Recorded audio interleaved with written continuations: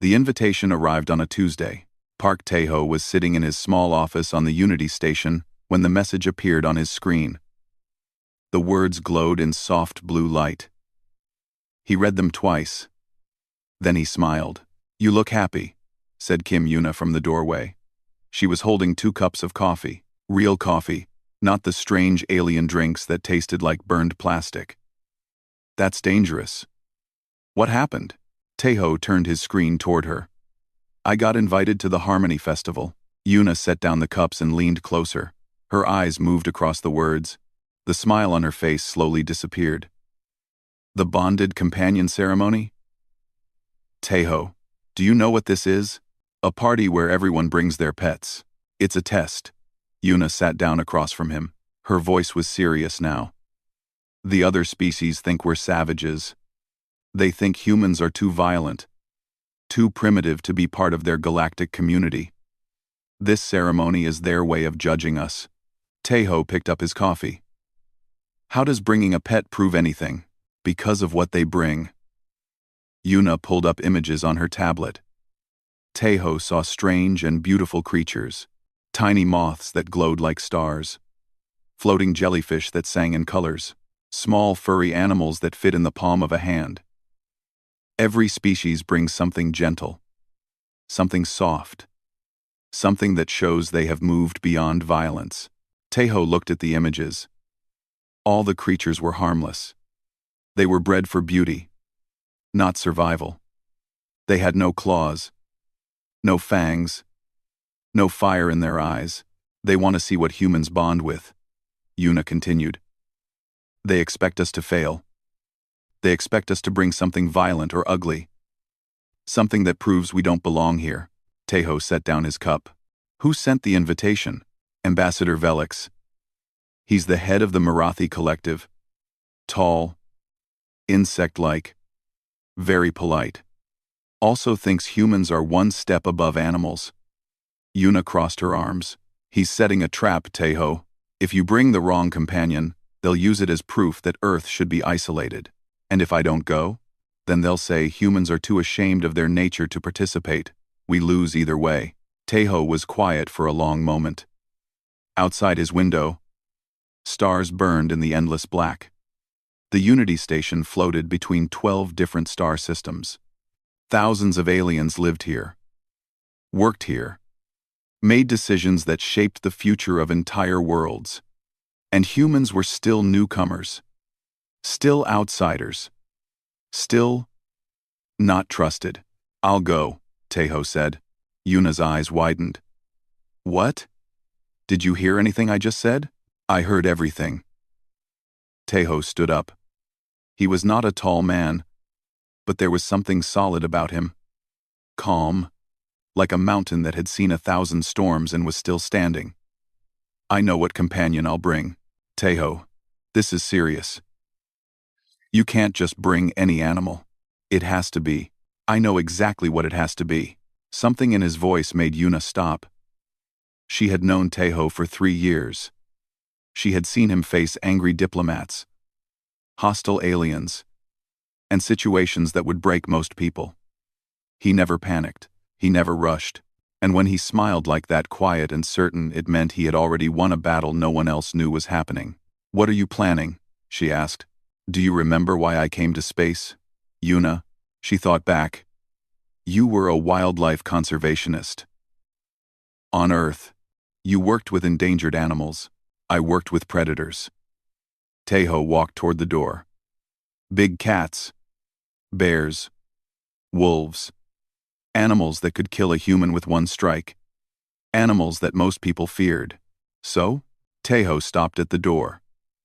So I learned something important. The galaxy thinks bonding with gentle creatures is a sign of civilization.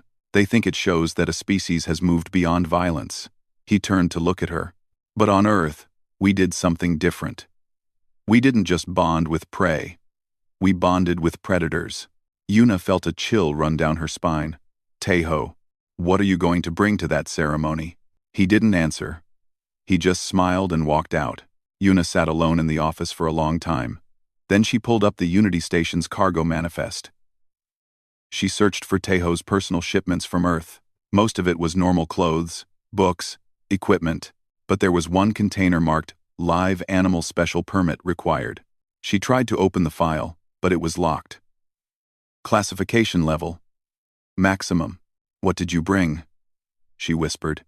Deep in the cargo bay, in a container built with reinforced walls and climate control, something moved in the darkness. It had 4 legs and gray fur.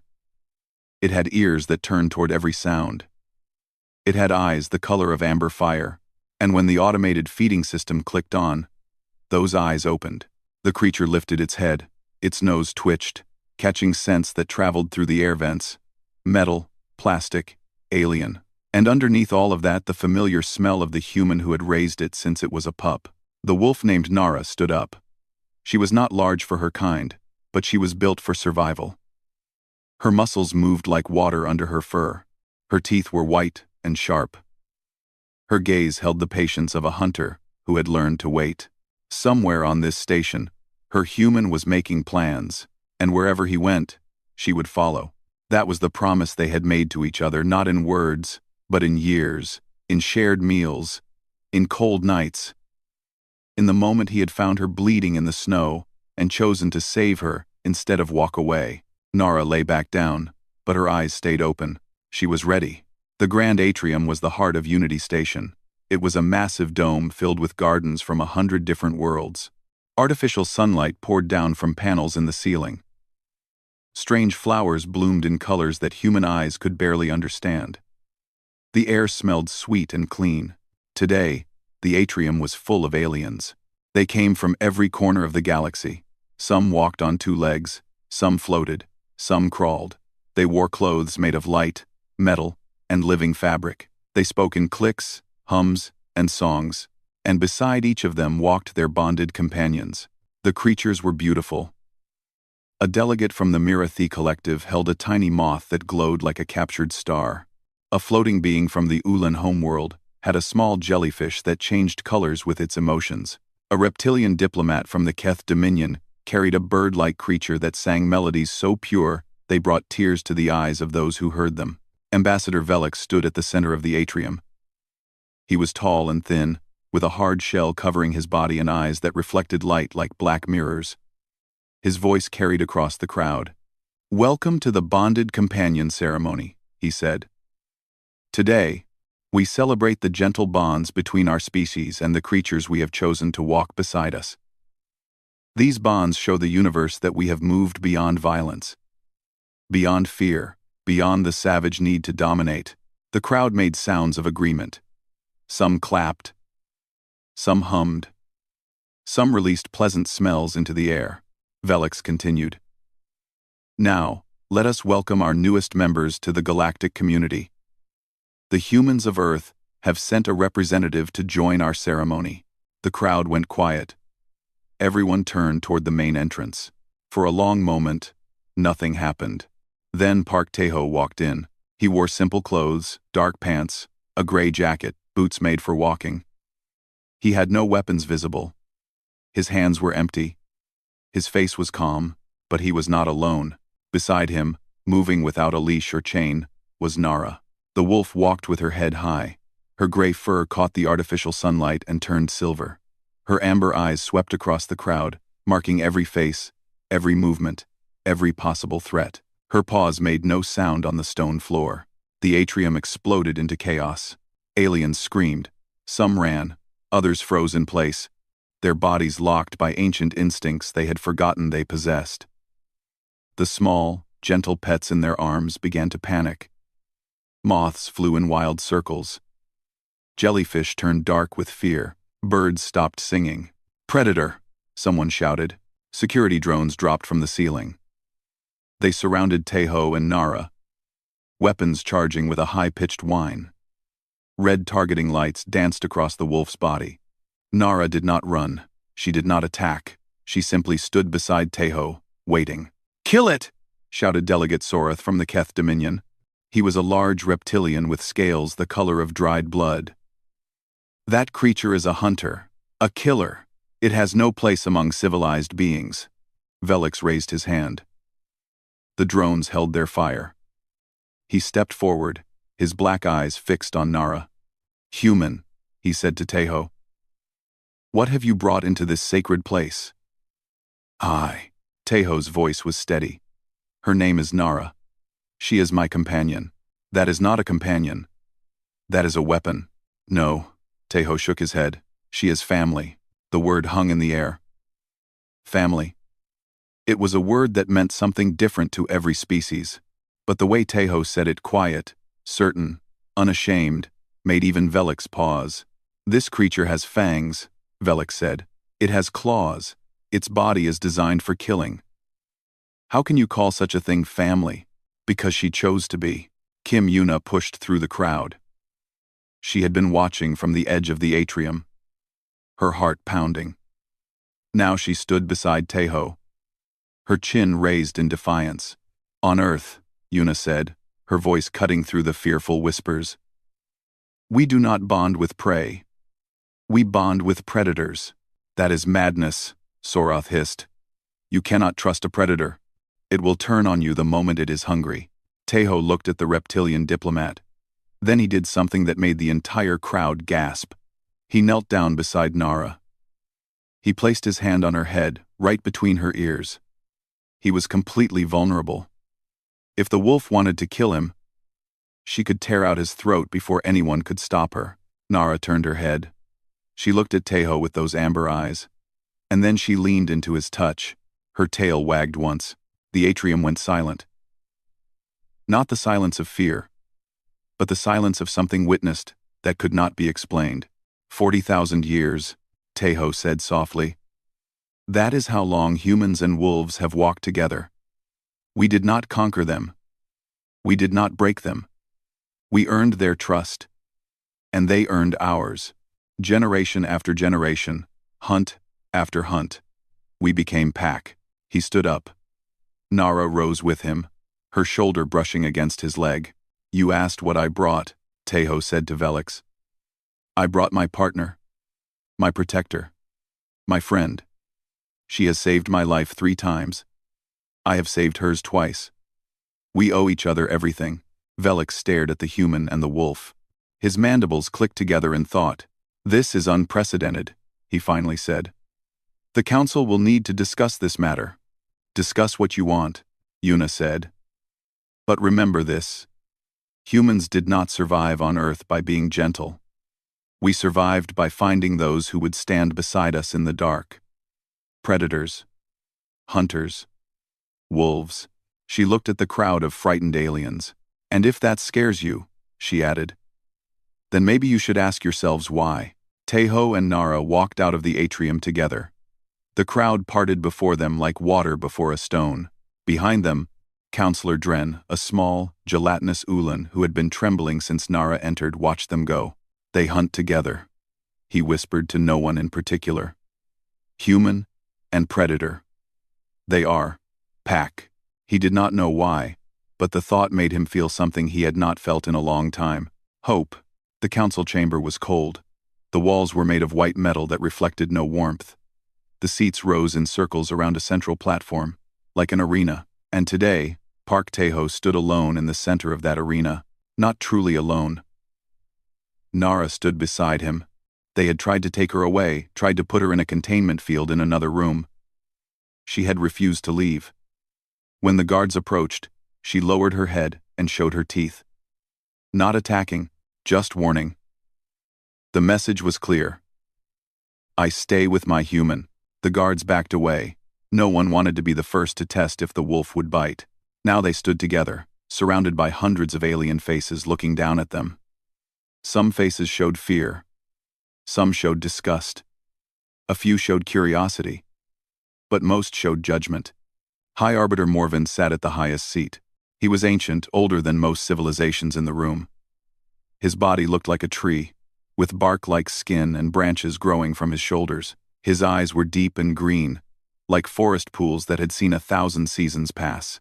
We are gathered to discuss the incident at the Harmony Festival, Morven said. His voice was slow and heavy, like roots pushing through stone. The human representative brought a creature of violence into our sacred ceremony. We must decide what this means for humanity's place in our community. Delegate Sorath rose from his seat. His scales caught the light as he moved.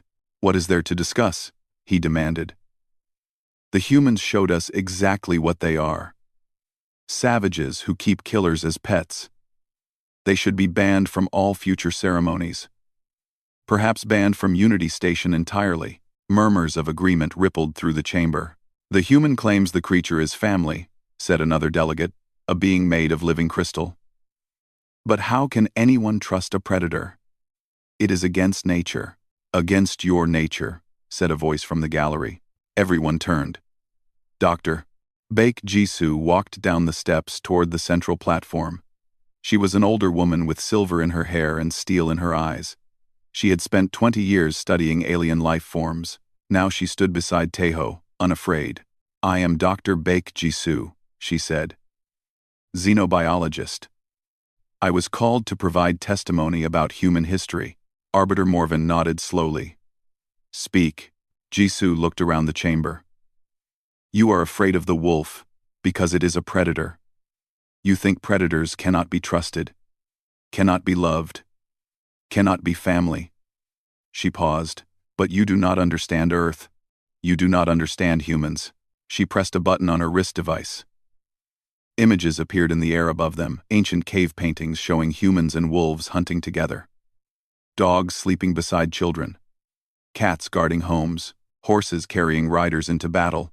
On Earth, humans did not only bond with gentle creatures. We bonded with predators. Wolves became dogs. Wild cats became house cats. Falcons became hunting partners. We did not choose the safe path. We chose the powerful one. Why? Asked Counselor Dren. The small Ulan had managed to enter the chamber despite his fear. His body trembled like water in a glass. Why would any species choose to bond with something that could kill them? Because, Jisoo said, humans are predators too. The chamber went silent. Jisoo continued. We are persistence hunters. We evolved to chase prey across entire continents, until it collapsed from exhaustion. Our eyes face forward. Like all predators, we have teeth designed for meat. We are not gentle. We are not soft. We survived because we were willing to do what other species would not. She pointed at Nara. When we met the wolves, we saw ourselves. Two predator species, both hunters, both pack animals, both loyal to our families until death. We did not try to conquer them. We offered them a deal. Hunt with us, live with us, and we will face the darkness together. And they accepted? Morven asked. They did. For 40,000 years, wolves and humans have been partners. They guard our children. They hunt beside us. They mourn when we die. They are not pets, they are pack. Taeho finally spoke. Nara was injured when I found her. A pup, alone in the snow. Left to die. I could have walked away. I chose to save her instead. He looked down at the wolf beside him. She did not owe me anything after that. She could have left when she was strong enough. She chose to stay. But why? Dren asked again. His voice was barely a whisper. Why would a predator choose to stay with another predator? Taeho met the Ulan's eyes. Because we earned it. Every day. For her entire life. Trust is not given, it is built. Meal by meal. Night by night. Hunt by hunt. I proved to her that I was worth following, and she proved to me that she was worth trusting. Sorath laughed bitterly. Pretty words, but the creature is still a killer. It has fangs. It has instincts. One day, those instincts will win. Her instincts are why I trust her, Taeho replied calmly. A wolf knows who is pack and who is prey. She will never harm those she loves, but she will destroy anything that threatens them. He looked at Sorath directly. That is not a flaw. That is loyalty. The chamber buzzed with whispered conversations. No one knew what to say. They had spent thousands of years believing that civilization meant removing the wild from themselves. And here were the humans, saying the opposite, that true strength came from walking beside the wild, not running from it. Arbiter Morven raised a branch-like hand. Silence fell. "This matter requires reflection," he said. "The Council will give its decision tomorrow. Until then, the human and his companion will remain in their quarters." The session ended. The aliens filed out, still whispering among themselves. That night, Tejo sat alone in his small room. Nara lay beside him, her head resting on his knee. The stars outside the window burned cold and distant. "They might send us home," he said softly. "They might decide that humans don't belong here." Nara looked up at him. Her amber eyes held no fear. "No doubt. Only trust." Tejo smiled sadly. "But whatever happens, we face it together. Right?" The wolf pressed closer against his leg. That was answer enough. The alarm screamed through Unity Station at 3 in the morning. Tejo was awake before the sound finished its first cycle. Nara was already on her feet, ears flat against her skull, body tense and ready. Red emergency lights painted the walls in bloody shadows. His communicator buzzed. Yuna's voice came through, tight with fear. "Tejo, there's been a breach. Cargo level 7. Something got loose." "What kind of something?" "A Vorex." Tejo's blood went cold. He had read about Vorex in the station's xenobiology files. They were creatures from a death world, a planet where everything evolved to kill everything else. The Vorex was one of the worst. Armored plates covered its body like a tank. Its blood was acid. Its 6 legs ended in claws that could cut through steel. And it was completely mindless, a perfect killing machine with no fear and no mercy. "How did a Vorex get on the station?" he demanded. "Accident. Hidden in a cargo shipment. It's already killed 2 workers." Yuna's voice cracked. Security tried to stop it. Their weapons barely scratched it. "It's heading toward the residential sectors, Tejo. There are children there." Tejo looked at Nara. The wolf stared back at him, her amber eyes steady and calm. She knew something was wrong. She knew he was about to do something dangerous. "Where are the volunteers?" Tejo asked. "There are none. Everyone is too scared. The aliens have never faced something like this. Their worlds were peaceful. They bred out their predators thousands of years ago." Yuna paused. "They don't know how to hunt, but humans did." Tejo made his decision in less than a heartbeat. "Tell them I'm on my way." He grabbed his gear, a plasma cutter, a flashlight, a medical kit. Not much. It would have to be enough. When he opened the door to leave, Nara pushed past him and stood in the hallway, waiting. "This is going to be dangerous," he told her. "You don't have to come." The wolf looked at him as if he had said something ridiculous. Then she turned and started walking toward the cargo levels. Tejo smiled despite himself and followed. The lower corridors of Unity Station were nothing like the bright atrium above. Down here, the walls were bare metal. Pipes and cables hung from the ceiling like dead vines. The air was thick with the smell of recycled water and machine oil. Shadows gathered in every corner. Tejo and Nara moved in silence. They had hunted together before. Back on Earth, tracking wolves through winter forests. Following bears across mountain valleys. They knew how to move as one. Tejo watched the path ahead. Nara watched everything else, her nose constantly testing the air for scents. They found the first body after 10 minutes. A maintenance worker, thrown against the wall so hard that the metal had dented around him. Acid burns covered his face. Nara sniffed the ground near the body. Her hackles rose. She looked at Tejo and then turned down a side corridor. She had the scent. They followed the trail through the maze of tunnels. The station's map was useless down here, too many turns, too many dead ends. But Nara did not need a map. She followed the Vorex's trail like a thread through darkness. Then she stopped. Her body went rigid, her ears pointed forward. A low growl built in her throat, so quiet that only Tejo could hear it. He saw it too. The Vorex was at the end of the corridor. It was larger than he expected, almost 3 meters tall, with a hunched body covered in black armor plates. Its 6 eyes glowed a sickly yellow in the emergency lights. Green acid dripped from wounds on its side. The security drones had managed to hurt it, but not stop it. Wounded, cornered. That made it even more dangerous. The creature saw them. It let out a sound that was half roar and half scream. Then it charged. Tejo did not run. Running from a predator only triggered its chase instinct. Instead, he moved sideways, pressing against the wall, making himself small. Nara did the opposite. The wolf shot forward like a gray arrow. She did not attack the Vorax head-on. She was smart enough to know she could not win that fight. Instead, she darted around it, snapping at its legs, forcing it to turn and track her movements. She was faster than it. She used that speed to confuse it, to exhaust it, to draw its attention away from Tejo. This was the way of the pack. The wolf harried the prey. The human waited for the opening. Tejo circled around the battle, his plasma cutter ready. The Vorex's armor covered most of its body, but not all of it.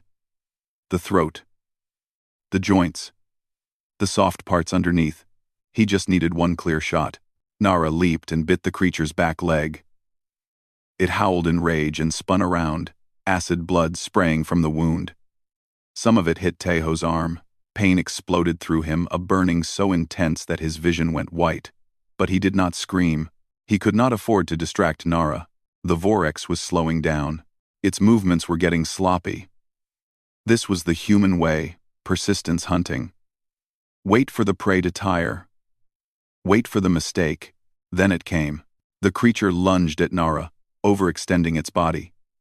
For just a moment, its throat was exposed. Tejo moved. He crossed the distance in 3 steps and drove the plasma cutter into the soft flesh beneath the Vorax's jaw. Blue fire burned through alien meat. The creature made a choking sound. Its legs buckled. It crashed to the floor and did not get up. Silence filled the corridor. Tejo stood over the body, breathing hard. His arm was burned badly. The skin was red and blistered where the acid had touched it. But he was alive. Nara limped toward him. She had cuts on her legs and a burn on her shoulder, but her eyes were bright with victory. She pressed her head against his chest, and he wrapped his good arm around her. "Good girl," he whispered. "Good girl." Footsteps echoed in the tunnel. Yuna appeared first, followed by security officers and medical teams. Behind them came Counselor Dren, Ambassador Velix, and a dozen other delegates who had been brave enough to follow. They stared at the dead Vorax. They stared at the human and the wolf standing together, wounded but unbroken. Dren's voice was barely a whisper. "You hunted it. Together. You are." Pack. Tejo looked at the small alien. Blood dripped from his arm. Exhaustion pulled at every muscle. But he smiled. "That's what Pack does," he said. "We protect each other." Yuna rushed forward with the medics. They tried to separate Tejo from Nara to treat his wounds, but the wolf growled at anyone who came too close. Finally, Yuna knelt down beside them. "Let them help him," she said softly to Nara. "He's hurt. We need to fix him." Nara looked at Yuna. Then she looked at Tejo. He nodded once. The wolf stepped back, but she did not leave. She sat down 3 meters away, watching every movement the medics made. Guarding. Waiting. Ready to fight again if needed. Ambassador Velix watched the scene with his black mirror eyes. For the first time since humans arrived on Unity Station, he did not know what to say. 3 days had passed since the hunt. The grand atrium looked different now. The gardens were the same strange flowers still bloomed under artificial suns. The fountains still sang with water from distant worlds. But the aliens who gathered here had changed. They did not stand in tight, fearful groups anymore. They stood in loose circles, talking in low voices, glancing toward the main entrance every few moments. They were waiting.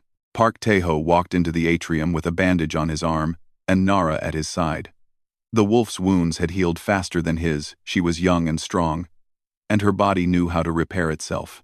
She walked without a limp now, her gray fur clean and brushed, her amber eyes calm. The crowd did not run this time. Instead, they parted for him. Some bowed their heads. Others made gestures of respect from their home cultures. A few reached out their hands, as if they wanted to touch Nara, then pulled back at the last moment, not quite brave enough. Kim Yuna and Dr. Baek Jisoo were waiting near the central platform. Yuna smiled when she saw him. "You look terrible," she said. "I feel worse," Tejo admitted. "But I'm here." The council had called an emergency session. Not to punish him this time, to honor him. The news of the Vorex hunt had spread across the station like fire. Everyone knew what the human and his wolf had done. Everyone knew they had saved lives. High Arbiter Morven stood at the center of the platform, his ancient tree body catching the light. His voice rolled across the crowd like distant thunder. 3 days ago, a creature of death walked through our station. Our weapons could not stop it. Our warriors could not face it. We who had removed predators from our worlds did not know how to fight one. He paused. His green eyes found Tejo in the crowd. But the human knew. And he did not run. He did not hide. He went into the darkness with his companion, and he brought us back into the light. The crowd was silent. Even the fountains seemed to hold their breath. We were wrong about the humans. Morven continued. We thought that civilization meant removing the wild from ourselves.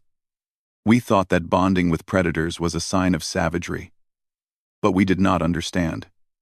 I whole be do me. I know 3. Ambassador Velix stepped forward. His black mirror eyes reflected the crowd.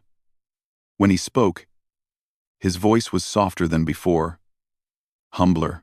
Humans did not conquer their predators, he said. They walked beside them. They made family of fangs and fur.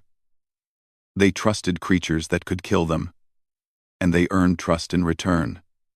He looked at Nara, and for the first time, there was no fear in his gaze. This is not savagery. This is something we do not have a word for. Yuna leaned close to Dr. Jisoo. The word is trust, she whispered. Jisoo smiled. I think they're starting to understand. Morven raised his branch-like arms. The council has reached its decision. All charges against the human representative are dismissed. Park Tejo and his companion Nara are recognized as heroes of Unity Station. And from this day forward, humans will be welcomed in the bonded companion ceremony, not as outsiders, but as teachers. The crowd erupted in sound. Not screams of fear this time, but cheers. Clicks of approval. Songs of celebration. Colors that meant joy. Tejo stood in the center of it all, overwhelmed. He had expected to be sent home. He had expected to be called a savage. He had not expected this. A figure pushed through the crowd. Delegate Sorath, the reptilian who had called for Nara's death, stopped in front of Tejo. His scales caught the light. His eyes were hard to read. Human, he said. I must ask you something. Tejo waited. How does one earn a predator's loyalty? It was not the question Tejo had expected. He thought for a long moment before answering. You start by being worth following, he said. You protect them when they are weak. You stand beside them when they are afraid. You never betray their trust, even when it would be easier. He looked down at Nara. And you do it every single day, for as long as you live. Sorath was quiet. Then he nodded slowly. Perhaps my people were too quick to remove predators from our world. Perhaps we lost something important when we did. You can find it again, Tejo said. Trust is never truly gone. It just needs to be rebuilt. The reptilian looked at Nara. The wolf met his gaze without fear or aggression, just patience. Just waiting. Perhaps, Sorath said. Perhaps. The ceremony continued. Aliens brought their gentle pets forward, but this time they also approached Nara with curiosity instead of terror. A young Ulan counselor Dren's child walked up to the wolf on trembling legs. In its small, gelatinous hands, it held a treat. May I? The child asked Tejo. Ask her, Tejo said. The child looked at Nara. The wolf looked back. Then, slowly, Nara lowered her head and took the treat from the child's hands. Her teeth were careful, gentle. She chewed once and swallowed. The child made a sound of pure delight. She likes me. She knows you meant no harm, Tejo said. Wolves are good at reading hearts. Counselor Dren floated forward, his body bright with colors that meant gratitude. Thank you, he said to Tejo. For everything. For teaching us. We didn't teach you anything, Yuna said, joining them. We just showed you who we are. That is teaching, Dren replied. The best kind. The artificial suns began to set, painting the atrium in shades of gold and orange. Aliens slowly drifted away, returning to their homes and ships, carrying with them new thoughts about humans and predators, and trust. Tejo stayed behind. He stood near the viewport, watching the stars appear one by one in the endless black. Nara sat beside him, her shoulder pressed against his leg. "We did it," he said quietly. "We changed their minds." Nara did not answer, she never did in words, but she leaned into him, solid and warm and real. Her presence said everything that needed to be said. Yuna and Jisoo watched them from across the atrium. "You know what the other species are going to start asking for," Jisoo said. "They'll want to know how humans did it. How we bonded with predators. They'll want to learn." Yuna nodded. "Good. Let them learn. Some of them will fail. They've been afraid of predators for too long. Then they'll try again." Yuna smiled. "That's what humans do. We fail. And we try again. And eventually, we earn the trust of something wild." In the viewport's reflection, she could see Tejo and Nara standing together, human and wolf, predator and predator, family. The galaxy had learned something important today. Humanity's strength was not their technology, or their numbers, or their ships. It was their willingness to walk beside danger, to trust what others feared, to build bonds that lasted 40,000 years and counting. The stars burned cold and distant, but Tejo did not feel alone. He had his pack, and that was enough.